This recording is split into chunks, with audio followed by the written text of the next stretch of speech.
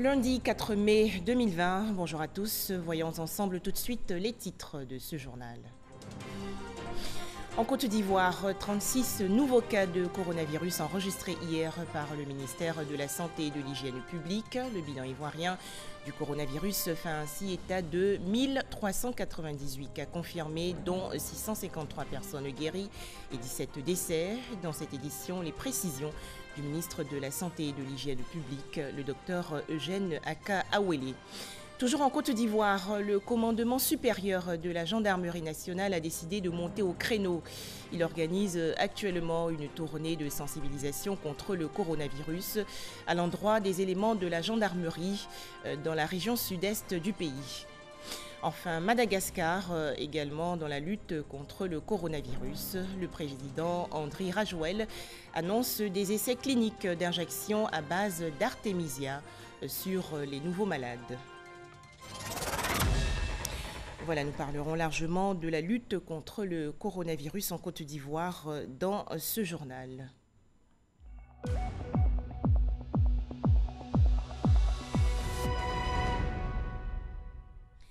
En Côte d'Ivoire, donc, 36 nouveaux cas de coronavirus, 31 nouveaux guéris et 2 nouveaux décès enregistrés hier par le ministère de la Santé et de l'Hygiène publique. Le bilan ivoirien du coronavirus fait ainsi état de 1398 cas confirmés, dont 653 personnes guéries et 17 décès. Les explications tout de suite du ministre de la Santé et de l'Hygiène publique, le docteur Eugène Aka Awele. Le ministère de la Santé et de l'Hygiène publique a enregistré ce jour, dimanche 3 mai 2020, 36 nouveaux cas de Covid-19 sur 270 échantillons prélevés, soit 13,3% de cas positifs, 31 guéris et 2 décès. Nous déplorons ce jour 2 décès. Il s'agit d'un patient de 76 ans hypertendu, insuffisant rénal, survenu dans un établissement sanitaire privé, et d'un patient de 72 ans, diabétique, décédé aux urgences médicales d'un établissement sanitaire public. Le ministère de la Santé et de l'Hygiène publique présente ses condoléances aux familles éplorées. À ce jour, la Côte d'Ivoire compte donc 1398 cas confirmés, dont 653 personnes guéries, 17 décès et 728 cas actifs. Le nombre total d'échantillons à la date du 3 mai 2020 est de 10 796. Depuis le 21 avril, aucun cas de Covid-19 n'a été notifié à l'intérieur du pays. Tous les nouveaux cas positifs le sont dans le Grand Abidjan. C'est le lieu de rappeler qu'il est important de réduire nos déplacements, de procéder au confinement des personnes fragiles, à savoir les personnes âgées et souffrant de maladies chroniques, et de porter un masque lors de nos différents déplacements en vue de nous protéger et de protéger les autres. Le ministère de la Santé et de l'Hygiène publique insiste sur le fait que nous devons continuer à respecter les mesures barrières si nous voulons freiner la propagation du virus et contrôler la pandémie en Côte d'Ivoire. Par ailleurs, devant l'apparition de signes tels que la toux, la fièvre et les difficultés respiratoires, vous êtes priés de contacter en urgence les numéros gratuits suivants, le 101, le 119, le 125 et le 143, ou de vous rendre dans un centre d'accueil et de dépistage. À présent, le nombre d'infections à coronavirus dans le monde selon l'Organisation mondiale de la santé, l'OMS. L'Afrique, pour commencer, 2169 cas confirmés de coronavirus, dont 18 décès au Ghana, 662 cas confirmés, dont 45 décès au Burkina Faso. En Guinée-Conakry, 1586 cas confirmés, dont 7 décès. Le Mali annonce 563 cas confirmés, dont 27 morts. Le Sénégal enregistre 1182 cas confirmés, dont 9 décès. Le Bénin fait face à 96 cas confirmés, dont 2 morts. Et enfin, Madagascar, avec 149 cas confirmés de coronavirus et aucun décès. Le continent africain comptabilise donc actuellement environ 44 826 cas confirmés de coronavirus, dont 1803 décès. À noter dans le monde, au moins 3 523 121 cas confirmés de coronavirus, dont environ 247 752 décès. 185 pays sont actuellement touchés par la maladie à coronavirus, selon l'OMS. En Côte d'Ivoire, le point presse quotidien du gouvernement lié au coronavirus. Cette rencontre s'est déroulée dans la commune de Songon. Le ministère auprès du Premier ministre chargé de la promotion de l'investissement privé était face aux journalistes de la presse écrite et audiovisuelle. Herman Guivet. À l'honneur ce dimanche, au point de presse quotidien du gouvernement, la commune de Songon et le ministère auprès du Premier ministre chargé de la promotion de l'investissement privé. Comment la commune de Songon, forte de ses 60 000 habitants, fait-elle face à la maladie? Plusieurs arrêtés ont été pris conjointement avec M. le sous-préfet pour traduire en règle locale les mesures nationales prises par le Conseil national de sécurité. Elles concernent pêle-mêle le rappel aux populations des gestes barrières, la fermeture des plages, l'interdiction des cérémonies funéraires sur la place publique, l'interdiction de la célébration des offices religieux en s'appuyant sur les déclarations des différentes communautés religieuses de notre pays, la fermeture des maquis, des restaurants, des hôtels, des bars, des boîtes de nuit. Pour ce qui concerne le respect de la mesure de couvre-feu, pour l'heure, les riverains donneraient le bon exemple. Jusqu'ici, en tout cas, on n'a aucun cas d'interpellé au niveau de Songon dans les statistiques que nous avons. Mais en tout cas, vos concitoyens se comportent bien. Au commissaire Bleu Charlemagne de faire le point du jour. Interpellés dans la nuit d'hier à aujourd'hui. 13. Abidjan 0, intérieur 13. Personnes assistées parce que dans le besoin. 43. Abidjan 21, intérieur 22. Les engins mis en fourrière. 02. Abidjan 0, intérieur 2 motos. Les corps enlevés pour décès naturel, Abidjan 10, intérieur 03, soit 13 corps au total. Ce qui nous donne, au 41e jour de la mise en œuvre de nos activités, liées donc à l'état d'urgence, interpellés 1164, Abidjan 123, intérieur 1041 personnes. À l'instar de tous les autres secteurs d'activité, l'investissement privé reste lui aussi impacté par la crise sanitaire. Cependant, des mesures parallèles sont établies pour assurer son fonctionnement. Les usagers sont tenus aujourd'hui de prendre rendez-vous uniquement par mail. Le mail devra avoir pour objet rendez-vous, donc RDV, agrément, et pour la création, c'est RDV, création. Aujourd'hui, il s'est développé donc avec la téléconférence des mécanismes nouveaux qu'on appelle aujourd'hui le webinar, qui permettent donc au travers de réunions virtuelles de réunir un certain nombre de personnes et un peu plus de personnes, ce qui permet de continuer d'être en contact avec les investisseurs. Le bilan des personnes affectées, lui, continue de s'alourdir. Comment inverser la tendance? Demande un internaute. La seule arme pour se protéger, qui est la prévention contre le virus, c'est d'adopter des mesures barrières. C'est à ce prix-là qu'on peut inverser la tendance. Le port du masque est-il nécessaire à bord de son véhicule? Si vous sortez de chez vous avec votre masque, comme ce qui est recommandé dans le Grand Abidjan, quelle que soit la personne qui est rentrée dans votre véhicule, après, vous êtes protégé. Précision de taille du docteur Edith Kwasi. Les mesures barrières, elles ne coûtent pas cher, elles sont peut-être contraignantes, mais elles sont faisables. Et depuis l'apparition du coronavirus en Côte d'Ivoire, que de difficultés pour les établissements sanitaires du district d'Abidjan. En effet, certains annoncent une baisse de leur capacité d'accueil. D'autres, en revanche, ne peuvent malheureusement honorer le salaire du personnel. La raison, les populations fréquentent désormais très peu ces centres de santé à cause de la psychose créée par le Covid-19. On en parle dans ce reportage de Didier Nguessan. La maladie à coronavirus crée une onde de choc qui impacte en premier lieu les centres de santé. Face à la psychose autour de cette pandémie, les patients fréquentent de moins en moins les centres de santé. À l'hôpital général de Bingerville, ce n'est plus l'affluence des jours avant le Covid-19. Les rares patients qui y viennent sont pris en charge. Les urgences que nous sommes, on a vraiment observé que les patients ne viennent plus à l'hôpital, constamment à l'hôpital comme se doit. Parce qu'ils sont préoccupés, ils ont peur d'être à l'hôpital et puis qu'on leur dise qu'ils sont malades.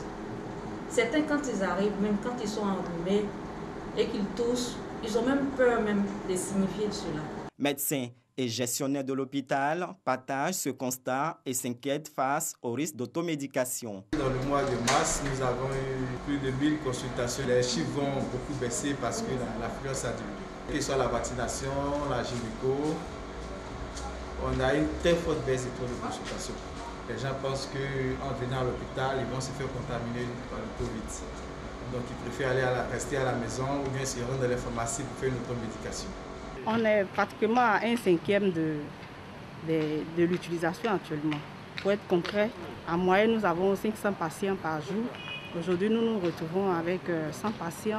Je voudrais rassurer nos usagers, rassurer les populations que l'hôpital est à leur disposition. Toutes les ressources humaines de santé sont disponibles. Nos agents sont toujours à leur poste et il s'agit de personnel qualifié. Au centre de santé urbain d'Anono, la salle d'attente est déserte. Ici également, les médecins consultent moins de malades. En moyenne, on pouvait recevoir au moins 30 patients par médecin. Il y a au moins 2 à 3 médecins par jour au CSU d'Anono. Mais depuis le début de cette maladie, on peut avoir une dizaine de patients par médecin. Parfois même 15 patients pour tout le centre. Ce patient est le seul que nous rencontrons. Les gars mettent leur vie en danger. Il faut venir carrément pour te faire soigner. Et puis bon, les choses ça avance tranquillement.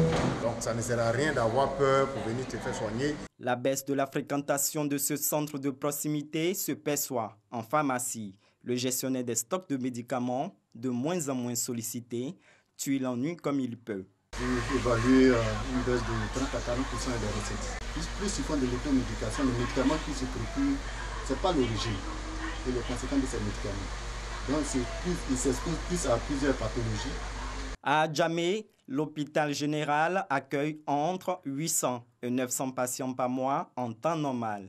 Mais la baisse de la fréquentation enregistrée en mars et avril menace des emplois. Les recettes ont diminué à tel point que nous ne pourrons pas payer les contractuels qui sont au nombre de 32 le mois à venir. Heureusement, l'hôpital connaît ces derniers jours un léger regain d'activité. Je suis venu avec ma femme parce qu'elle est un peu souffrante depuis hier. Maintenant, je vais faire les différents examens. Sinon, pour l'heure, je n'ai pas de difficultés. Je ne me sens pas bien. Aujourd'hui, j'ai profité de venir à l'hôpital pour aller voir ce qui se passe réellement. Parce que je ne peux pas rester à la maison comme ça, sans faire consultation. Hospitalisation, urgence, pédiatrie ou laboratoire, tous les services sont disponibles et ce jour férié ne fait pas exception. La crainte de contracter le coronavirus, les préjugés et l'automédication sont entre autres les causes de la baisse de la fréquentation des centres de santé par les populations. En attendant le retour à la normale, les autres pathologies, elles, existent toujours dans l'ombre du Covid-19. Deuxième titre de ce journal, direction la région sud-est de la Côte d'Ivoire avec cette tournée de sensibilisation contre le coronavirus à l'endroit des éléments de la gendarmerie. C'est une initiative du commandement supérieur de la gendarmerie nationale. Les détails à Boussanogo. Le général de division Alexandre Apalo-Touré, commandant supérieur de la gendarmerie nationale en tournée de sensibilisation sur le coronavirus à Alépé et dans le sud Comoé. Eania, Noé, Maféré, Ayamé, Adiaké, Bonois et Grand Bassam sont les localités et villes visitées. Lors des entretiens qu'il a eus avec ces hommes, il leur a rappelé que la gendarmerie est une force d'utilité publique.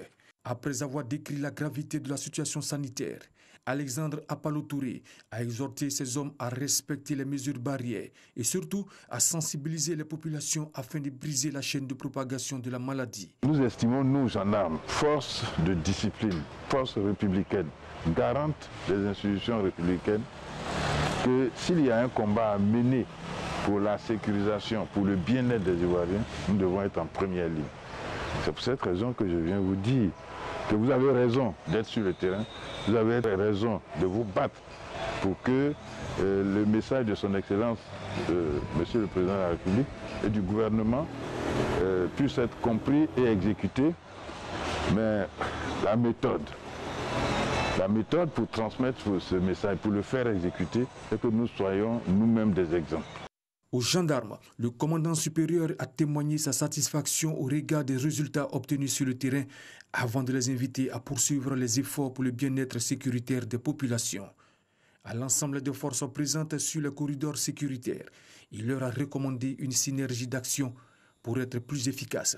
Aussi leur a-t-il demandé de faire respecter scrupuleusement la mesure d'isolement du Grand Abidjan et d'éviter d'être complices de ceux qui veulent la contourner. Pour rappel, la première phase de cette tournée a permis au général de division Alexandre Apalo-Touré, commandant supérieur de la gendarmerie nationale, de visiter 12 régions et 41 localités. Beaucoup de solidarité en cette période de coronavirus. En effet, une compagnie minière vient d'attribuer au gouvernement ivoirien une enveloppe de 70 millions de francs CFA. Cette aide financière s'inscrit bien entendu dans le cadre de la lutte contre le Covid-19. Pour en parler, Mamadou Kouassi. 3 chèques d'un montant total de 70 millions de francs CFA remis au ministre des Mines et de la Géologie. C'est la contribution du Perseus Mining dans la lutte contre le Covid-19 aux côtés de l'État de Côte d'Ivoire. En plus des ministères, les populations locales bénéficient de la générosité de cette entreprise minière spécialisée dans l'exploitation de l'or dans la région de la Bagoué, au nord de la Côte d'Ivoire.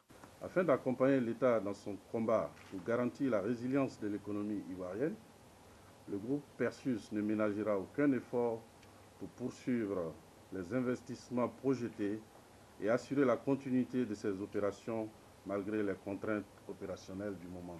Et en plus de cela, une contribution communautaire d'un montant de 48 millions viendra renchérir nos efforts déjà engagés au profit des populations riveraines de nos projets de Sisingé et de Yaouré, soit un total de 118 millions de francs CFA. En répondant à l'appel de solidarité du gouvernement, Perseus Mining soulage à la fois 3 ministères, celui de la santé et de l'hygiène publique avec un montant de 40 millions de francs CFA, le ministère de la solidarité, de la cohésion sociale et de la lutte contre la pauvreté avec 20 millions de francs CFA et 10 millions pour le ministère des Mines et de la Géologie. Je voudrais vous rassurer que cet appui permettra d'apporter l'assistance humanitaire aux populations destinataires que sont les ménages les plus vulnérables. Merci infiniment. Soyez-en tous assurés, cet appui contribuera à faire reculer cette pandémie et apporter effectivement secours à nos compatriotes les plus vulnérables.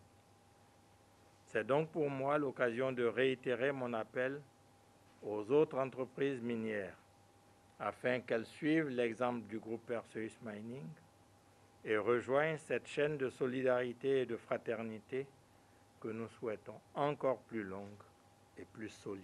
C'est la deuxième fois en un mois que le ministère des Mines et de la Géologie, à travers les entreprises de son secteur d'activité, apporte un soutien financier au gouvernement dans la lutte contre le Covid-19.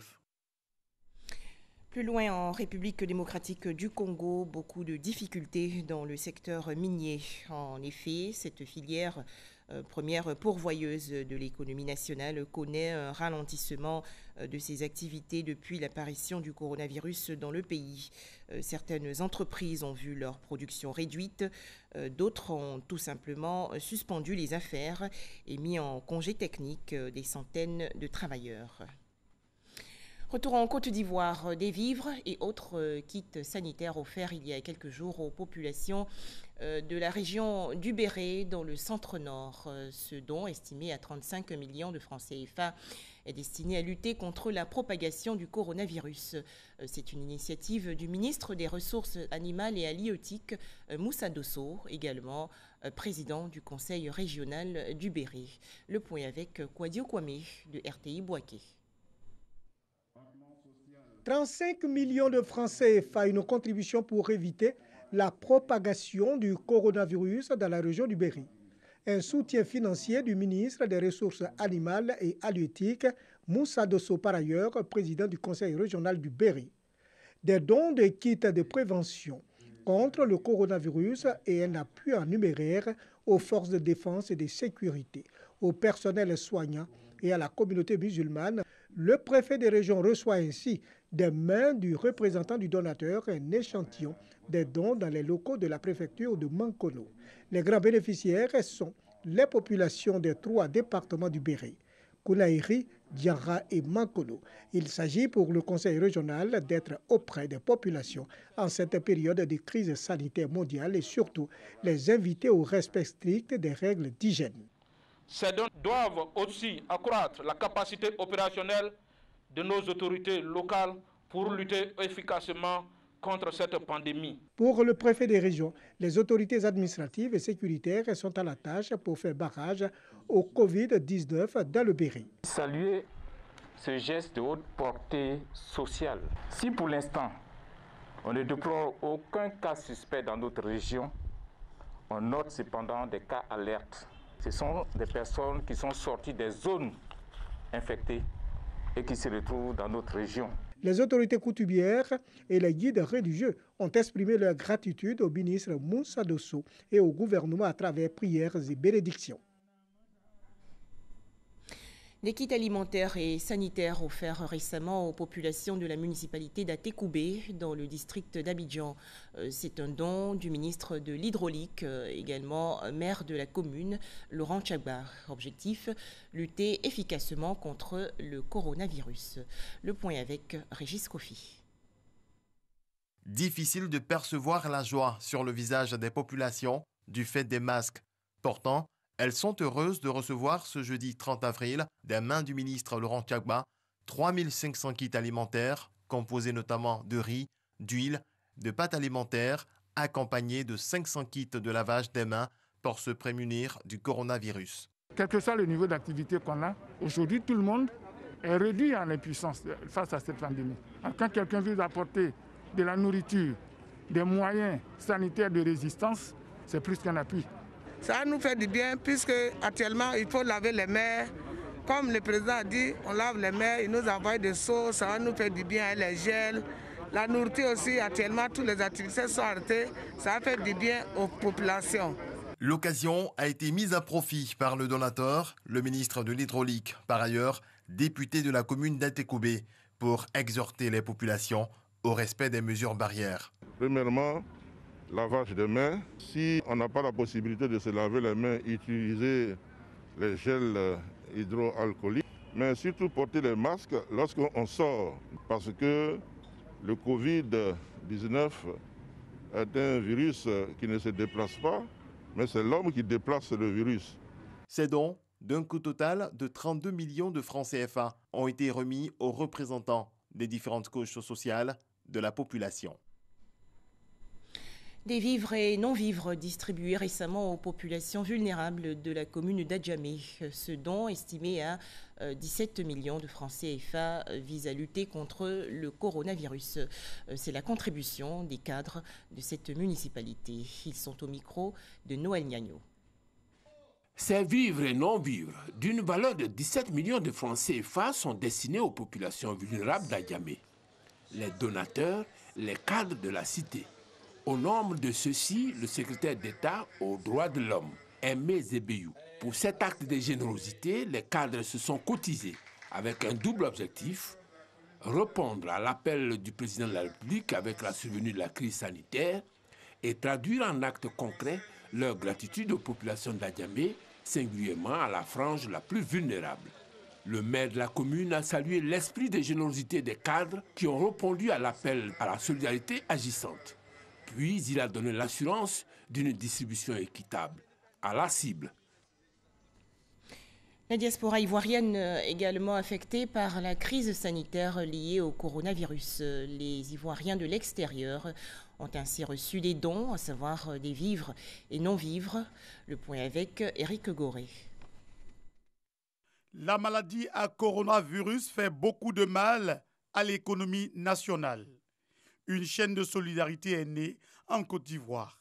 Les Ivoiriens et les habitants de la Côte d'Ivoire se dressent contre cette maladie en s'entraidant mutuellement et renforcent la cohésion sociale. Le directeur général du Fonds d'entretien routier, FER, a fait don à travers sa collaboratrice à plusieurs Ivoiriens issus de la diaspora. C'est juste un symbole pour les aider à combattre le coronavirus.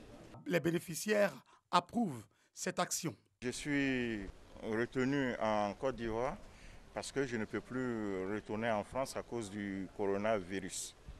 Et à cet effet, le directeur du FER, M. Lassina Diaby, nous a fait l'honneur de mettre à notre disposition un certain nombre de kits sanitaires pour les mettre à disposition de nos parents pour repousser le coronavirus. À cet effet, je voudrais le remercier. Pour freiner le Covid-19 en Côte d'Ivoire, l'État sensibilise toujours à respecter les mesures barrières, entre autres lavage régulier des mains, respect de la distanciation d'1 mètre, port obligatoire des masques, éviter également de se serrer les mains. Et toujours dans le cadre de la lutte contre le Covid-19, à noter que les populations du quartier Remblai, dans la commune de Koumassi, ont reçu il y a quelques jours des kits alimentaires. C'est un don des membres de l'organisation non gouvernementale Aumône intelligente et sociale. Geoffroy Okambawa. Le réseau Élite Solidarité Développement Résode s'inscrit dans l'élan de solidarité lancé par le gouvernement. Près de 200 kits alimentaires constitués du riz et d'huile sont distribués aux familles vulnérables de la commune de Koumassi.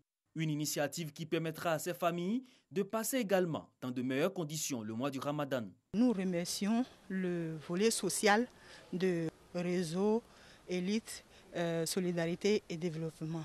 Nous les encourageons dans cet acte-là, car le prophète de l'islam, paix et salut sur lui, a dit que le salaire du bien, c'est le bien. Et donc, nous les encourageons à œuvrer davantage dans ce sens. La pandémie à Covid-19 a rendu les personnes vulnérables plus vulnérables encore, d'où la nécessité de s'organiser pour leur venir en aide. Personne n'a le droit d'être heureux seul. Et donc, il faut partager. Les pensionnaires de la MACA, la maison d'arrêt et de correction d'Abidjan et les populations vulnérables de la commune d'Abobo bénéficient également de cet acte de générosité qui intervient dans un contexte de crise sanitaire due à la maladie à coronavirus. Anono, village ébrié du district d'Abidjan, s'investit également dans la lutte contre le coronavirus. La chefferie d'Anono a donc offert récemment des vivres et non-vivres aux ménages vulnérables d'Anono et d'Audouin à Sandé. Les détails, Geoffroy Okambawa. C'est dans l'élan de solidarité prôné par le gouvernement que la chefferie du village d'Anono dans la commune de Cocody a décidé d'apporter son soutien en vivres et non-vivres aux populations d'Anono et du village d'Audouin à Sandé, situé dans la commune de Songon. Ce don constitué de sacs de riz, de cartons de tomates et d'huile et des cartons de gel hydroalcoolique est estimé à plus de 2 millions de francs CFA. Qui dit Audouin dit Anono. Le village d'Anono a pensé à ses frères et sœurs d'Audouin. Eux aussi, ils ont fait un bon présent pour qu'ils soutiennent, à travers le chef, soutenir la population d'Audouin. Je voudrais dire merci au nom de ma communauté, au nom des anciens et de toute la population d'Audouin à Sandé, à Nono et à son dynamique chef. Pour nous, c'est un appel à la solidarité communautaire, c'est un appel à la solidarité entre frères, tous les chefs Tchagba, que cette solidarité-là naisse véritablement en nous et que nous puissions apporter assistance à nos communautés. Au cours de cette remise de kits, les populations d'Anono et d'Audouin à Sandé sont invitées au respect des mesures d'hygiène et de prévention en vigueur contre le Covid-19. En image, direction l'île de Madagascar où des essais cliniques d'injection à base d'artémisia sur les nouveaux malades du coronavirus seront effectués dans les prochains jours. Annonce faite hier par le président Andry Rajoelina lors d'une interview diffusée à la télévision nationale. Le chef de l'État malgache a ainsi vanté les bienfaits du Covid Organix, le remède mis au point par son pays, censé prévenir et guérir du Covid-19. Enfin, l'Italie commence aujourd'hui un prudent déconfinement, alors que hier, 174 décès liés au coronavirus ont été enregistrés en 24 heures, soit le bilan le moins lourd depuis le début du confinement décrété le 9 mars dernier. Ce lundi, les populations recouvrent quelques libertés. Elles entament donc une nouvelle phase dans la lutte contre l'épidémie. Merci de nous avoir suivis.